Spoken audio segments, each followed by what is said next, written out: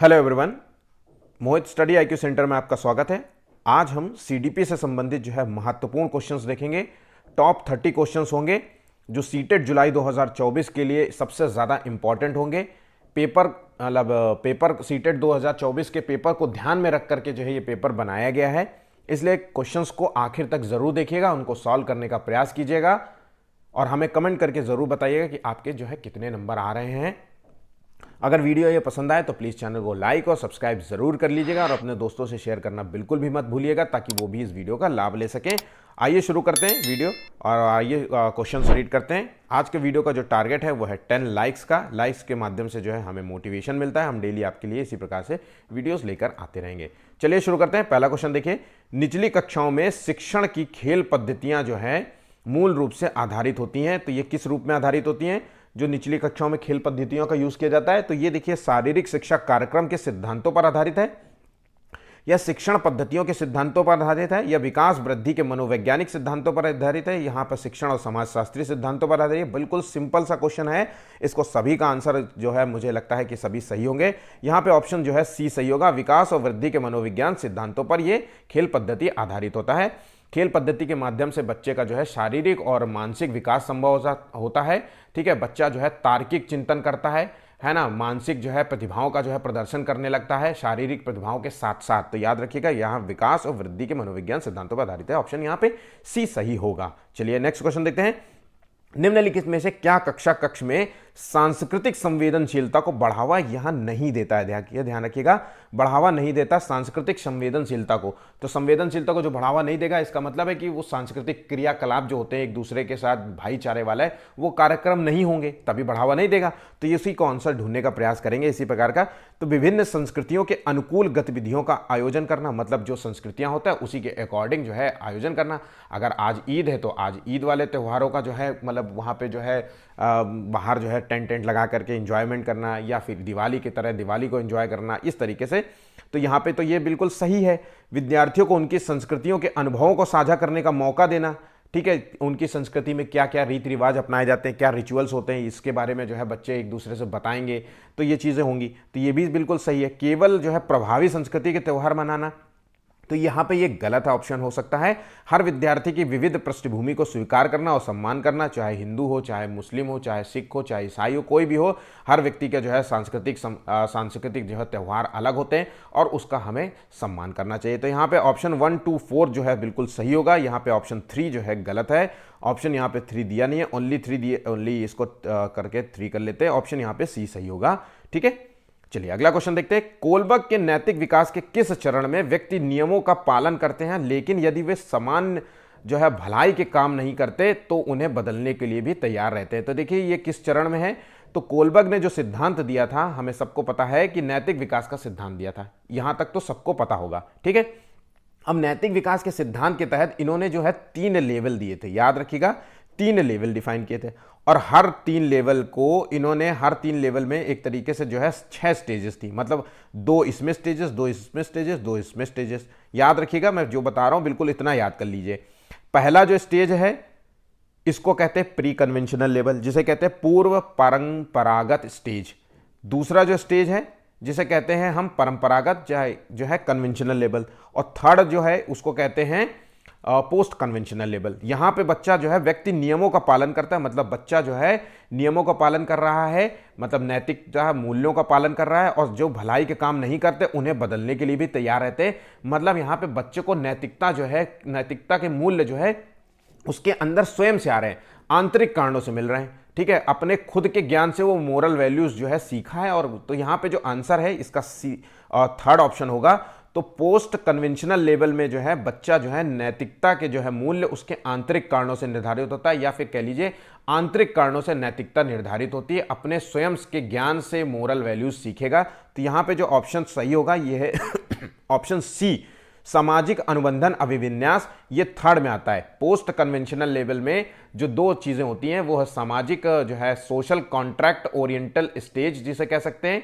ठीक है, और उसके बाद जो है जो मतलब इसमें क्या होता है कि जो भी रूल्स सोसाइटी के लिए बनाए जाते हैं, ठीक है, यदि सोसाइटी में उन रूल्स का फायदा नहीं हो रहा है तो उससे बदला जा रहा है। तो यही बोल रहा है कि व्यक्ति नियमों का पालन करता है और अगर उससे भलाई का काम नहीं हो रहा है तो उसे बदलने के लिए भी तैयार है। तो सामाजिक अनुबंधन अभिविन्यास में यही होता है कि जो भी समाज के लिए, जो भी सोसाइटी के लिए, आपके लिए, व्यक्ति के लिए रूल्स बनाए जाते हैं, अगर वो फायदा नहीं पहुंचा रहे या उनमें चेंजेस की जरूरत है तो उनको चेंज भी किया जा सकता है। ठीक है, चलिए यहां तक चीजें समझ में आ गई। अगर अच्छा क्वेश्चन ध्यान रखिएगा, 2 क्वेश्चन आते हैं हमेशा इसमें, कोलबर्ग में सिर्फ 2 बातें बहुत हमेशा पूछी जाती है। व्यक्ति जो है नैतिकता आंतरिक कारणों से निर्धारित होती है, वो किस स्टेज में, तो आपको याद रखना है पोस्ट कन्वेंशनल स्टेज कहते हैं उसे। अगर नैतिकता जो है बाहरी कारणों से निर्धारित होती है तो उसे प्री कन्वेंशनल स्टेज कहते हैं, पहला स्टेज है। ठीक है, पहला स्टेज है, यहां पे बच्चा दूसरों को देख करके जो है नैतिकता जो है सीखता है। मतलब एक तरीके से समझ लीजिए स्वार्थी है।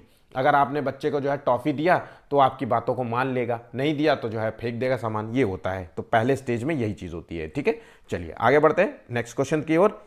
अवधारणाओं का विकास जो है मुख्य रूप से किस चीज का हिस्सा है? तो देखिए अवधारणाओं का जो विकास होता है वो मुख्य रूप से किस चीज का हिस्सा है, इसका आंसर देना है हमें। तो अवधारणाएं जो होती बौद्धिक विकास से संबंधित, सामाजिक या शारीरिक या संवेगात्मक, तो यहां पे जो है इसका जो सही आंसर होगा, सही आंसर है बौद्धिक विकास। अवधारणाओं का विकास जो है बौद्धिक विकास से संबंधित है। अगर यहां पे यह ऑप्शन ना आए तो चेतना आएगा, याद रखिएगा यहां पे चेतना आ सकता है ऑप्शन में, तो चेतना है। ठीक है, चलिए आगे बढ़ते हैं नेक्स्ट क्वेश्चन की ओर। उत्तर बाल्यावस्था में बालक जो है भौतिक वस्तुओं के किस आवश्यक तत्व परिवर्तन समझने लगते हैं? तो यहां पे देखिए क्वेश्चन है उत्तर बाल्यावस्था के बारे में, मतलब जो है एज है कौन सी है, 7 से 12 वर्ष की एज है। अब 7 से 12 वर्ष की एज के बारे में, बच्चे के बारे में आप अगर जानते हैं तो देखिए चाइल्ड जो है, चिल्ड्रन का जो डेवलपमेंट के जो स्टेजेस हैं उसको डिफाइन किया गया था, जिसमें जो है पहली अवस्था थी गर्भावस्था। गर्भावस्था कितने दिन की होती है? 280 डेज की होती है, या फिर 40 वीक की कह लीजिए, या 9 महीना 10 दिन की कह लीजिए, इस तरीके से कह लीजिए।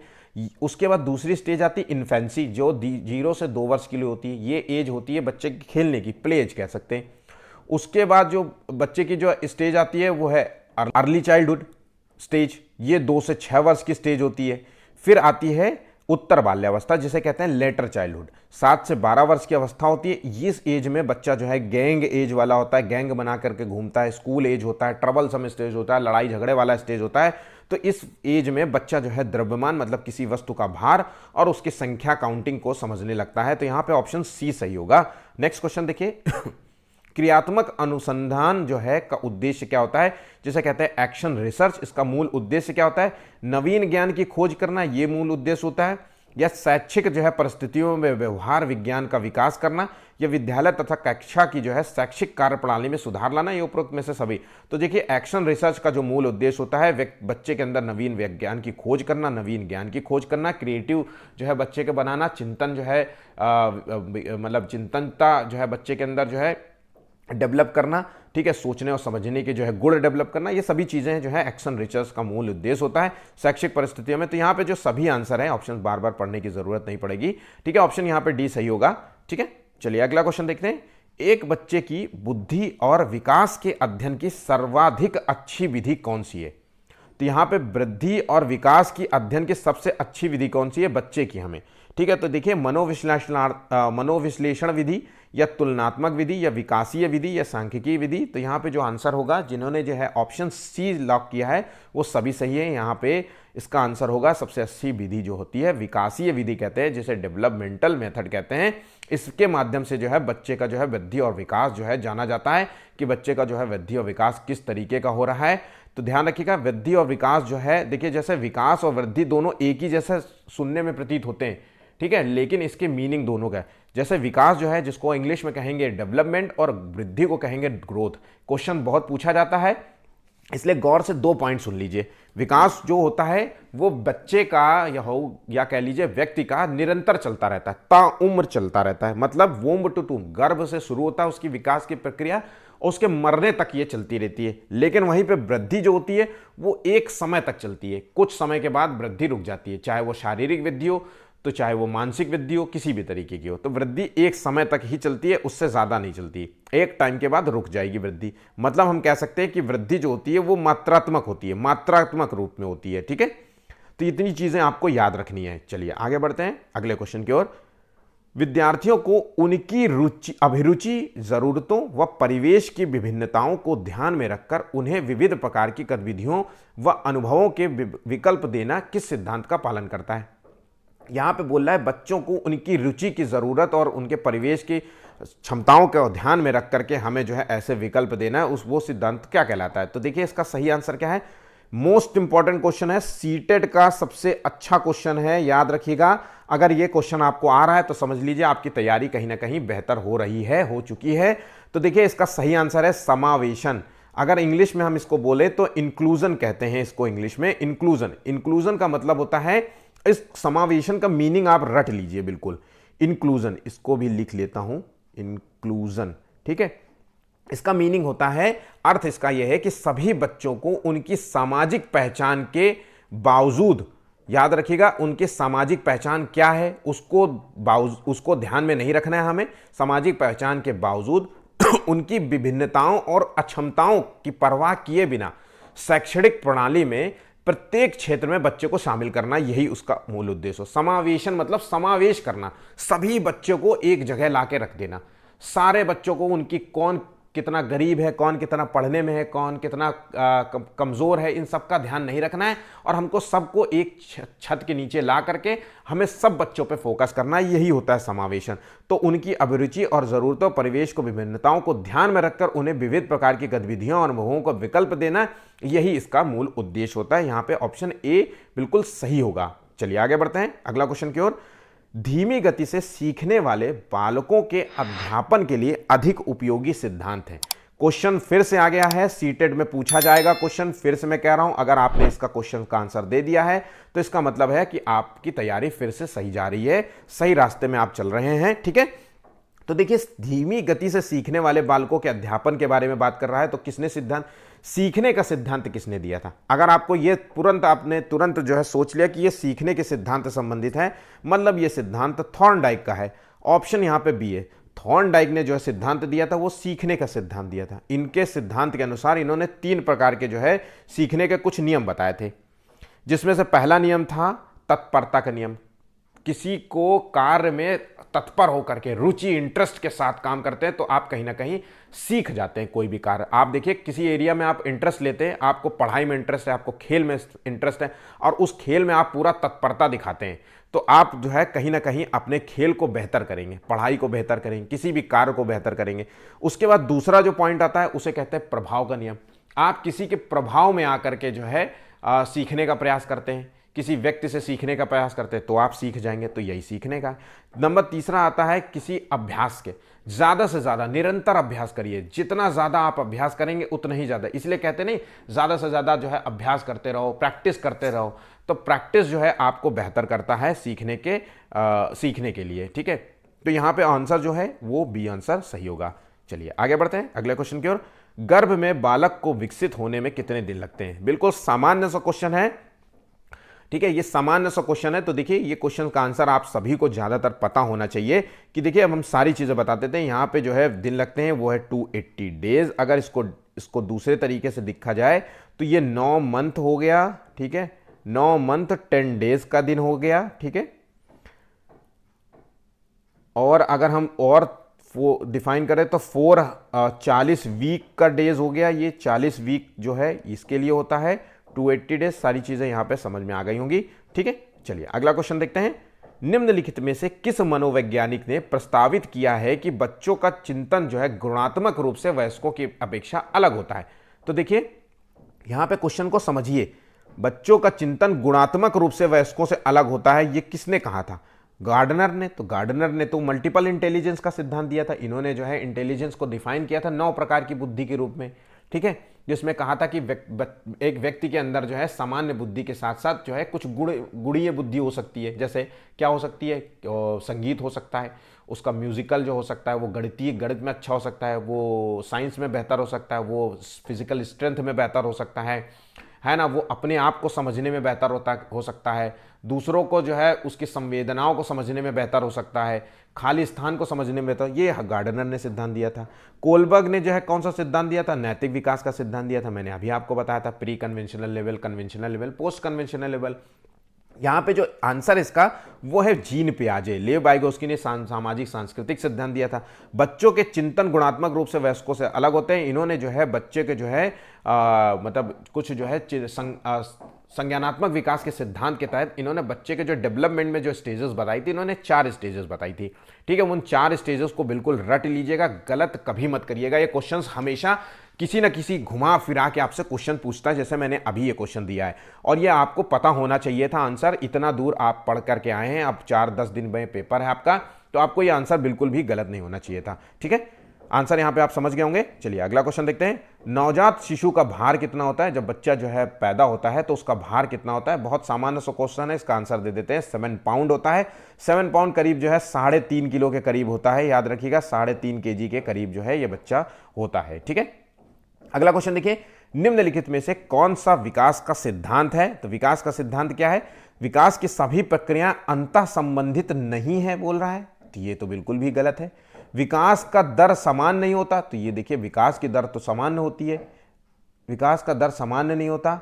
ठीक है, या फिर रेखीय होता है, या फिर जो है निरंतर चलने वाली प्रक्रिया नहीं है। तो इसका जो सही आंसर है, तो देखिए सभी का विकास दर समान नहीं होता। यह बात हम सभी को पता है कि विकास की जो प्रक्रिया होती है सभी के लिए अलग अलग होती है। कोई शारीरिक रूप से बहुत तेजी से बढ़ता है, कोई मानसिक रूप से बहुत अच्छे तरीके से ग्रोथ कर जाता है, कोई शारीरिक रूप से देर से ग्रोथ करता है, किसी की लंबाई जो है देर से बढ़ती है, किसी की जल्दी बढ़ जाती है, कोई छोटा हो गया। तो ये सभी चीज़ें होती हैं। तो सभी की जो विकास दर होती है वो समान गति से नहीं चलती है, लेकिन निरंतर जरूर चलती है। तो यहाँ पे जो आंसर है वो निरंतर जरूर चलती है और अंतः संबंधित होती है एक दूसरे से। ठीक है, तो याद रखिएगा ऑप्शन यहाँ पे बी सही होगा। ठीक, चलिए आगे बढ़ते हैं नेक्स्ट क्वेश्चन की ओर। कैरोल गिलिगन द्वारा प्रस्तावित लॉरेंस कोलबर्ग के नैतिक तर्क के सिद्धांत की प्राथमिक आलोचना निम्नलिखित में से कौन सी है? तो देखिए ये नाम, एक चीज याद रखिएगा, कोलबर्ग ने जो सिद्धांत दिया था वो नैतिक विकास का सिद्धांत दिया था। ठीक, नैतिक विकास के सिद्धांत के तहत 3 स्टेजेस दी गई थी, pre conventional level, post conventional level और कन्वेंशनल लेवल। नैतिकता बाहरी कारणों से निर्धारित होती है, बाहर से बच्चे को नैतिकता मूल्य मिलते हैं, वो है पहला स्टेज जिसे कहते हैं प्री कन्वेंशनल लेवल, हिंदी में बात करें तो पूर्व परंपरागत स्टेज। और अगर बच्चे को नैतिकता जो है उसके आंतरिक कारणों से मिलती है, अंदर के जो है अंतरात्मा उसकी आवाज करती है कि भैया नहीं अच्छा ही करना है, तो वह है पोस्ट कन्वेंशनल लेवल, ये तीसरा स्टेज है। तो ये तो पॉइंट आपको बिल्कुल याद रखना है। अब बात करते हैं कि आलोचना की। तो देखिए लॉरेंस जो कोलबर्ग थे, इन्होंने इनकी जो है आलोचना जो है इन्होंने कैरोल जो है गिलिगन ने की थी। अब ये कौन थी? ये इनकी एक शिष्य थी। इन्होंने जो है इनके सिद्धांत को जेंडर बायस्ड कहा था। याद रखिएगा, इन्होंने इनके सिद्धांत को जेंडर बायस्ड, इन्होंने इनकी आलोचना में आप बस केवल इतना याद रखिएगा कि लॉरेंस कोलबर्ग ने जो भी उदाहरण दिए, जो भी एग्जाम्पल्स पेश किए, सब पर मेल पर आधारित थे, सब में पुरुषों को लिया।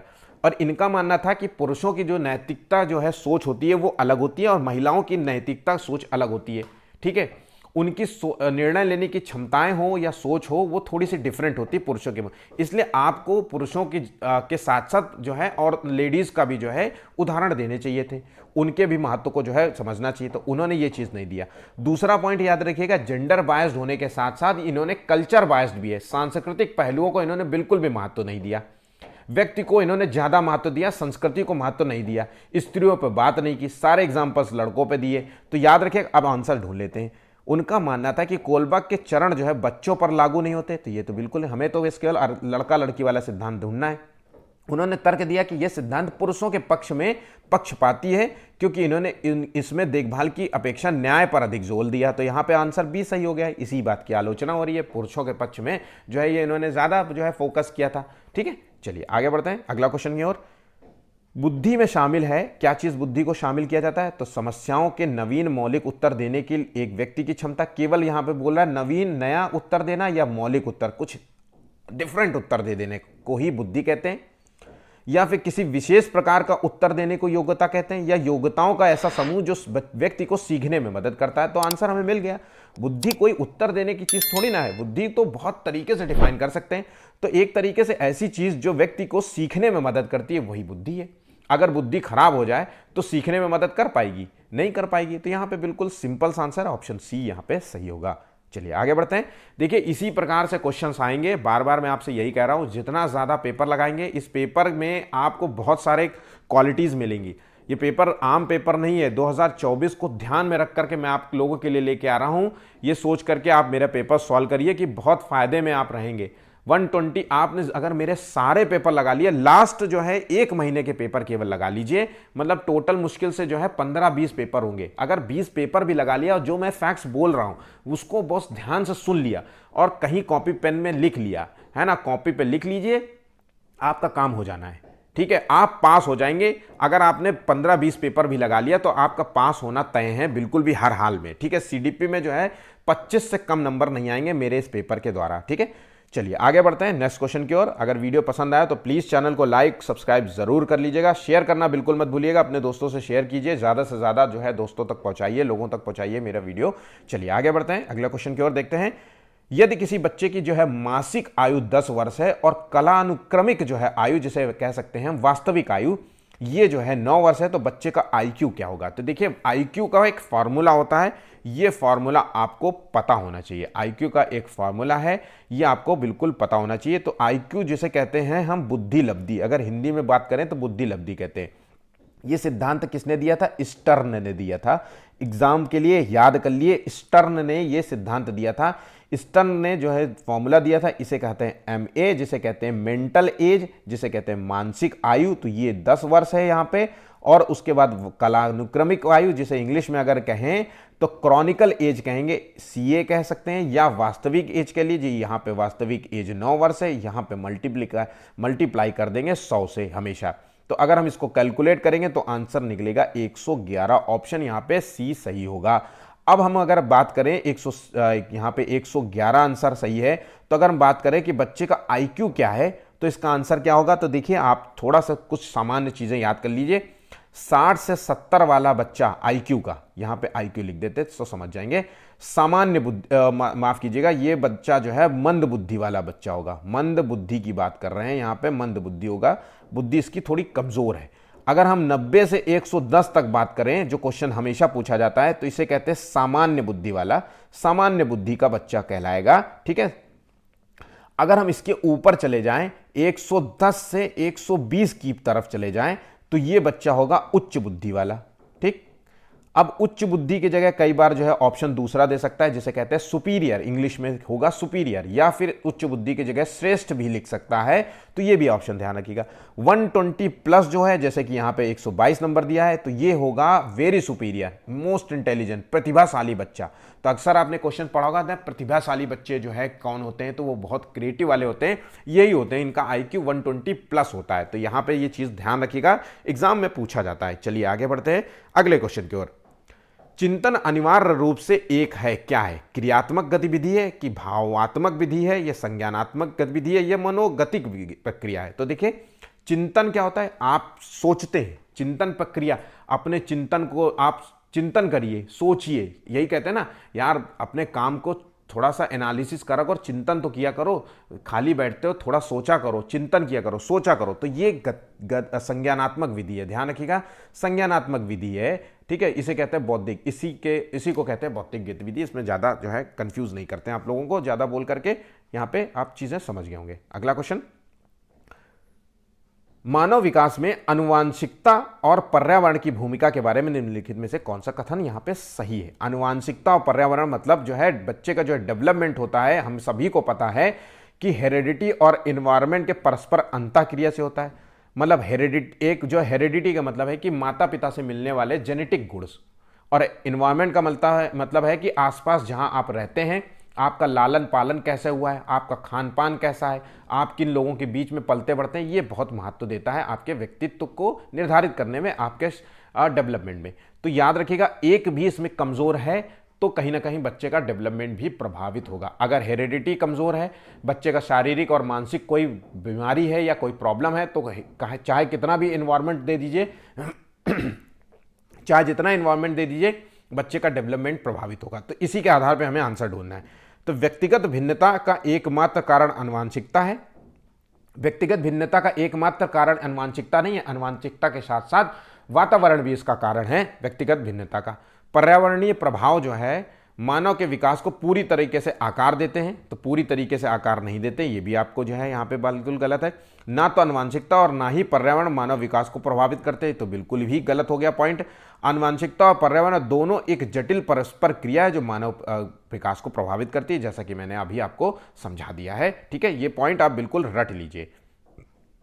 अगला क्वेश्चन देखिए, एक शिक्षक जो है छात्रों को कुछ मानदंड प्रदान करता है और उनसे उन आधारों पर अपनी परियोजनाओं, देखिए मानदंड प्रदान करता है कि भैया जो है जो भी आपको जो है आपके पॉइंट्स हम ये दे रहे हैं, ये कॉपी में लिखें, इन मानदंडों के आधार पे अपनी परियोजनाओं का आकलन कीजिए। इसमें 10 पॉइंट दिए हुए हैं, इसी आधार पे आपने क्या सही किया है, क्या गलत किया है, इसका मूल्यांकन कर लीजिए, आकलन कर लीजिए। शिक्षक द्वारा निम्नलिखित में से कौन सा मूल्यांकन उपाय अपनाया गया है? रचनात्मक मूल्यांकन। रचनात्मक मूल्यांकन मतलब होता है कुछ क्रिएटिव, किसी ने कुछ क्रिएटिव किया है उसका मूल्यांकन करना था, तो वो रचनात्मक होता है। समकक्ष, अपने जो है समकक्षीय में होकर के जो है मूल्यांकन करना, आत्म मूल्यांकन। तो यहाँ पे जो इसका आंसर जिन्होंने जो है ऑप्शन सी लॉक किया होगा वो सभी सही है। सीटेट के लिए इंपॉर्टेंट क्वेश्चन होगा, ध्यान रखिएगा। तो मैं फिर से आपको ये क्वेश्चंस को लॉक कर रहा हूं इंपॉर्टेंट क्वेश्चन की लिस्ट में। चलिए अगला क्वेश्चन देखिए, कौन सा एक मुक्त उत्तर प्रकार का प्रश्न नहीं है? अब देखिए मुक्त उत्तर वाला प्रश्न क्या होता है ये पता होना चाहिए। तो मुक्त उत्तर वाला प्रश्न का अगर अर्थ समझ गए तो भाई क्वेश्चन का आंसर देख लेंगे। मुक्त उत्तर जिसका उत्तर ही मुक्त है, मतलब मैंने इसका अगर उत्तर दिया तो डिफरेंट दूंगा, दूसरे व्यक्ति ने इसका उत्तर दिया तो वो डिफरेंट देगा, तीसरे व्यक्ति ने इसका उत्तर दिया तो वो भी डिफरेंट देगा। तो मुक्त आंसर है इसका, बिल्कुल इसका बंधा हुआ आंसर नहीं है कि आप सोचे कि बिल्कुल एक ही तरीके से आंसर दिया जा सकता है। इसके कई आंसर दिए जा सकते हैं। ठीक है, तो याद रखिए कि ये कौन सा है, जैसे कि जिसका वो निश्चित उत्तर नहीं देते ये और अच्छा मुक्त उत्तर वाले प्रश्न जो है फायदा क्या होता है, इसमें बच्चों की जो है सृजनात्मकता को बढ़ावा देता है। बच्चे जो है अपसारी सोच, याद रखिएगा मुक्त उत्तर वाले प्रश्न किस प्रकार के होते हैं, अपसारी सोच वाले होते हैं। अपसारी सोच मतलब अपसारी सोच मतलब अगर किसी प्रॉब्लम की हम बात करें तो प्रॉब्लम के कई सॉल्यूशन बच्चा ये दे देगा, क्योंकि मुक्त उत्तर वाले हैं। ऐसा तो है नहीं इसका कोई स्पेसिफिक एक ही उत्तर हो, इसके कई आंसर हो सकते हैं। तो यहाँ पे देखिए जो आंसर क्वेश्चन नहीं है वो पेड़ एक दिन में कितने गैस छोड़ता है ये छोड़ करके पत्ती के कार्य लिखिए। देखिए मेरे आंसर अलग होंगे, दूसरे व्यक्ति के आंसर अलग होंगे। जल के उपयोग लिखिए, इसके भी आंसर बताएं कि छड़ी के टुकड़े के उपयोग कैसे किया जा सकता है। कोई कहेगा छड़ी का उपयोग जो है लाठी के रूप में कर सकते हैं, कोई कहेगा आग जलाने के रूप में कर सकते हैं, कोई कहेगा जो है छड़ी का प्रयोग जो है किसी दरवाजे में किसी अन्य रूप में कर सकते हैं, या तो ये सबके अलग अलग रूप हो सकते हैं। ठीक है, ठीक, चलिए आगे बढ़ते हैं अगले क्वेश्चन की ओर। जीन पियाजे के अनुसार बच्चे जो है अमूर्त संक्रियात्मक अवस्था में क्या क्या करते हैं? तो देखिए अमूर्त संक्रियात्मक अवस्था जो है जीन पियाजे ने जो है 4 प्रकार की अवस्थाएं बताई थी। ठीक है, 4 प्रकार की अवस्थाओं को बिल्कुल याद कर लीजिए। तो जो अमूर्त संक्रियात्मक अवस्था है ये चौथी अवस्था है, आखिरी स्टेज है। इसमें बच्चा जो है अमूर्त चिंतन करने लगता है, इमेजिनेशन आधारित चिंतन करने लगता है। ठीक है, ख्याली पुलाव पका करके जो है क्वेश्चंस को सॉल्व करने का प्रयास करता है, इस तरीके का होता है। परिकल्पित निगमनात्मक तर्क और प्रज्ञप्ति चिंतन करने में समर्थ है। ऑप्शन यहाँ पे सी बिल्कुल सही होगा, याद रखिएगा इंपॉर्टेंट है। जीन पियाजे से संबंधित आपको 1-2 क्वेश्चन जरूर मिलेंगे। ठीक है, चलिए आगे बढ़ते हैं अगले क्वेश्चन की ओर। लेव वाइगोस्की के अनुसार बच्चों का संज्ञानात्मक विकास जो है चरणों में होता है। तो ये जो है ये पियाजे ने सिद्धांत दिया था। स्कीमा के परिपक्वन से जो है बच्चों में संज्ञानात्मक विकास जो है अग्रसर होता है, या बच्चों के संज्ञानात्मक विकास में भाषा की भी एक महत्वपूर्ण भूमिका है। ठीक है, और बच्चे भाषा अधिग्रहण यंत्र द्वारा भाषा सीखते हैं। तो यहाँ पे जो आंसर इसका सही होगा, देखिए गलत बिल्कुल मत करिएगा, ये जिन्होंने भी जो है ऑप्शन सी लॉक किया वो सभी सही है। लेव वाइगोस्की ने जो है सामाजिक सांस्कृतिक विकास सिद्धांत प्रस्तुत किया था। इन्होंने कहा था कि बच्चे को जो है संज्ञानात्मक विकास जो होता है उसमें समाज और संस्कृति का सबसे बड़ा रोल महत्व होता है, इंपॉर्टेंट रोल होता है। इसी के माध्यम से बच्चा सीखता है। उसके बाद जो है भाषा को इन्होंने महत्व दिया था। इन्होंने कहा था समाज और संस्कृति में रह करके ही व्यक्ति जो है अपनी भाषा का डेवलपमेंट करेगा। तो बच्चों के संज्ञानात्मक विकास में भाषा को भी एक महत्वपूर्ण भूमिका दी थी। भाषा के साथ साथ इन्होंने खेल को भी बहुत महत्व दिया था। याद रखिएगा क्वेश्चन पूछ सकता है कि भाषा के साथ साथ खेल को भी इन्होंने महत्व दिया था, क्योंकि खेल देखिए सामाजिक और सांस्कृतिक जो है पहलुओं के जो है से जुड़ा होता है। ठीक है, सामाजिकता की भावना पैदा करता है बच्चे में, है ना, खेल की भावना पैदा करता है, एक दूसरे के ये भावनात्मक रूप से लगाव पैदा करता है। ठीक है, तो याद रखिएगा ऑप्शन यहाँ पे सी बिल्कुल सही होगा। चलिए आगे करते हैं नेक्स्ट क्वेश्चन की ओर। बाल केंद्रित कक्षा वो है जिसमें, अब बाल केंद्रित मतलब है कि चाइल्ड सेंटर्ड जो है क्लासरूम क्या होती है। चाइल्ड सेंटर्ड क्लासरूम वही होती है जिसमें बच्चे की रुचियों का ध्यान में रखा जाए, बच्चे के जो एरिया ऑफ इंटरेस्ट है उसको ध्यान में रख करके सारी एक्टिविटीज कराना। तो अब हम आंसर ढूंढने का प्रयास करते हैं। यहां पे पुरस्कार और दंड देने की बात कर रहा है तो इसको तो पढ़े बिना ही काट दो। बहुत ही लचीले की बात कर रहा है, व्यक्तिगत आवश्यकताओं को पूरा करने की बात कर रहा है तो इसको भी हम यहां पे काट देंगे। अध्यापक यहां पे केवल जो है पुस्तकालय की बात, केवल जहां शब्द आ जाए उसको भी काट दो। अध्यापक बच्चों को उनकी क्षमताओं के आधार पर वर्गीकृत करता है तो यहां पे बिल्कुल सही हो गया। उनके इंटरेस्ट के आधार पर उसने वर्गीकृत किया, चिन्हित किया कि भाई बच्चे का इंटरेस्ट जो है खेल में है, बच्चे का जो है इंटरेस्ट आर्ट में है, बच्चे का जो है इंटरेस्ट डांस में है, बच्चे का जो है इंटरेस्ट किसी अन्य कारणों में है, बच्चा पढ़ने में अच्छा है, बच्चा साइंस में अच्छा है, बच्चा मैथ में अच्छा है। इन सभी विविधताओं को ध्यान में रखकर टीचर उस पर फोकस करेगा, उस पर पढ़ाई पे ध्यान देगा। ठीक है, तो याद रखिएगा इससे बच्चे का जो है बहुत ही अच्छा बेहतर विकास होगा, वो जीवन में बेहतर करेगा। ठीक है, ऑप्शन यहां पे डी सही है, बाकी ऑप्शन सभी गलत हो जाते हैं। डिकोड इसी प्रकार से आप कर लिया करिए। ठीक है, 24वां क्वेश्चन देखिए, विद्यालय में लिंग भेदभाव से बचने का सबसे बेहतर तरीका क्या है। लिंग भेदभाव का मतलब है कि हम ये मान के चलें कि लड़की ये कर सकती, लड़का ये कर सकता है, ये हमारी सोच में जो है हो जाए अगर, तो हम इसी को लिंग भेदभाव कहते हैं। तो अब इसको देख लेते हैं। विद्यालय में लिंग भेदभाव को दूर करने के नियम बनाना और कड़ाई से उनका पालन करना। तो कड़ाई से कैसे पालन हो सकता है, ये चीज बिल्कुल भी गलत है। संगीत प्रतियोगिता के लिए लड़कियों की अपेक्षा अधिक लड़कों का चयन करना, तो ये एक ऑप्शन हो सकता है, पर ऑप्शन हम दूसरे भी पढ़ लेते हैं। सिख टीचर द्वारा जो है उसके लिंग पक्षपात व्यवहारों का अभिसंज्ञान करना, या पुरुष और महिलाओं का समान जो है भर्ती कराना। तो यहां पे आंसर जो है हमें मिल गया है, बी आंसर सही होगा। ठीक है, चलिए आगे बढ़ते हैं अगला क्वेश्चन की ओर। एक सशक्त जो है विद्यालय अपने शिक्षकों में निम्नलिखित योग्यताओं में से किसे सर्वाधिक बढ़ावा देगा। तो देखिए, एक अच्छा विद्यालय जो है टीचरों में जो है किस चीज को जो है सबसे अच्छा बढ़ावा देगा बच्चों के लिए, तो वो प्रतिस्पर्धात्मक अभिवृत्ति को जो है बढ़ावा देगा बच्चों के अंदर, टीचर के अंदर। तो ऑप्शन यहां पे डी बिल्कुल सही होगा। अगला क्वेश्चन देखते हैं, प्राथमिक विद्यालय में बालकों के लिए निम्नलिखित में से बेहतर मानते हैं। तो प्राथमिक विद्यालय में बालकों के लिए सबसे क्या बेहतर होगा। तो देखिए, वीडियो अनुकरण, अनुरूपण या प्रदर्शन करना, या स्वयं के द्वारा किया गया अनुभव। तो यहाँ पे चाइल्ड सेंटर एजुकेशन की बात कर रहा है। बच्चा जो है स्वयं से जो अपने इंटरेस्ट पे काम करेगा और जो भी कार्य करेगा स्वयं से जो अनुभव मतलब गेन करेगा उससे बेहतर और सीखेगा। तो वही सबसे जो है बेहतर होगा बच्चों के लिए। स्वयं के द्वारा गेन किया गया जो अनुभव होता है उससे बच्चे को सीखने में मदद मिलती है। ऑप्शन यहाँ पे सी बिल्कुल सही होगा। अगला क्वेश्चन देखिए, 1 वर्ष की लड़की, अब यहां देखिए 1 वर्ष की लड़की खेलकूद में असाधारण योग्यता का प्रदर्शन करती है। मतलब वो खेलकूद में बहुत अच्छा जो है उसकी योग्यता है, बहुत अच्छा खेल में करती है। उसके माता पिता दोनों खिलाड़ी हैं। तो यहां पे आ गया जेनेटिक्स वाला, मतलब जो है बच्चे को जो गुण मिल रहे हैं, आनुवांशिकता संबंधित गुण उसके माता पिता से मिले हैं, खेल के गुण। उसे नित्य प्रशिक्षण प्राप्त होता है, मतलब उसको ऐसा इन्वायरमेंट भी मिल रहा है, वातावरण मिल रहा है जिससे और अपने खेल को बेहतर कर सके। सप्ताहांत में उसे प्रशिक्षण देते हैं, सप्ताह के अंत में, मतलब एक वीक के अंत में, सप्ताह के अंत में उसे एक प्रशिक्षण मिलता है। बहुत संभावना है कि उसकी क्षमताएं दोनों के बीच परस्पर किसके कारण हो सकती है। तो वो जो क्षमताएं डेवलप कर रही है, वो कर पा रही है, एक असाधारण योग्यता का प्रदर्शन कर पा रही है खेलकूद में, वो किसका कारण है। तो यहाँ पे आंसर हो जाता है आनुवांशिकता और पर्यावरण के कारण। देखिए, मैंने आपको पहले भी बताया था कि व्यक्ति का जो डेवलपमेंट होता है, बच्चे का जो डेवलपमेंट होता है, उसमें जो है हेरिडिटी और एनवायरनमेंट का परस्पर सहयोग होता है, परस्पर अंतःक्रिया से होता है। इन दोनों का जो है अच्छा अगर रूप हो जाए, हेरिडिटी अच्छा है, स्वास्थ्य अच्छा है, माता पिता से मिले हुए गुण अच्छे हैं और एक अच्छा माहौल बच्चे को दे दिया जाए, तो उससे बच्चे का डेवलपमेंट बहुत बहुत बेहतर होगा। ठीक है, अगर एक भी प्रभावित हो रहा है, एक में कमी है, तो जो है बच्चे का कहीं ना कहीं डेवलपमेंट कंप्रोमाइज होगा। वो बेहतर तो हो सकता है, ऐसा नहीं है कि नहीं होगा, लेकिन कहीं ना कहीं कुछ ना कुछ उसके जो है चीजों में कमियां छोड़ जाएगा। ठीक है, चलिए आगे बढ़ते हैं अगले क्वेश्चन की ओर।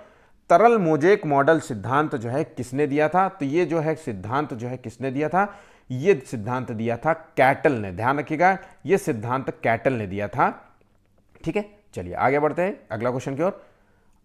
आनुवांशिकता को कैसी से है सामाजिक संरचना माना जाता है। तो आनुवांशिकता जो है कैसी एक सामाजिक संरचना है, बहुत इंपॉर्टेंट क्वेश्चन है और ये गलत मत करिएगा। ऑफलाइन पेपर में जब मैंने ये क्वेश्चन बच्चों से कराया तो ये क्वेश्चन ज़्यादातर बच्चों ने गलत कर दिया, कंफ्यूज हो गए। तो यहाँ पे देखिए आंसर इसका जो है वो सही होगा स्थिर। देखिए स्थिर कैसे है इसका, ये कई बच्चे जो है इसका गतिमान लगा देते हैं, ये बिल्कुल गलत है। गतिमान आंसर नहीं है, यहाँ पे सामाजिक संरचना है इसकी स्थिर। आनुवांशिकता संबंधी जो गुण होते हैं वो माता पिता से मिलते हैं। हमको बिल्कुल सिंपल समझना है, क्वेश्चन क्या कह रहा है उसको थोड़ा ध्यान में दीजिए और आपके दिमाग में उस शब्द के बारे में क्या ज्ञान है उसको समझिए। माता पिता से उसको गुण मिल रहे हैं, माता पिता से मिलने वाले गुण जो है एक बच्चे में जाते हैं, तो ऐसा तो है नहीं कि वो गुण जो है चेंजेस किए जा सकते हैं, बीच में चेंज कर लो माता पिता। तो वो जो आनुवांशिकता जो गुण है वो स्थिर होते हैं। एक इसको माता पिता के गुण जो है उसके माता पिता से मिले और इस माता पिता के गुण जो है तुम्हारे अंदर आ गया, तुम्हारे गुण जो है वो तुम्हारे बेटे के अंदर आएंगे। तो ये एक स्थिर है, इसको चेंज नहीं कर सकते। ऐसा नहीं है कि इसको जेनेटिक जो है इसके जेनेटिक गुणों को चेंज किया जा सकता है ना। तो याद रखिएगा ये चीज़ बिल्कुल भी नहीं हो सकती, ये स्थिर है। यहाँ पे ऑप्शन डी बिल्कुल सही होगा। आखिरी क्वेश्चन है और बिल्कुल सिंपल क्वेश्चन है, निम्नलिखित में से कौन सा वृद्धि और विकास की प्रक्रियाओं के लिए सही है। यहां पे बोल रहा है वृद्धि और विकास की प्रक्रियाओं के लिए सही है। ठीक है, ये फिर से बिल्कुल ग्रोथ और डेवलपमेंट से संबंधित है।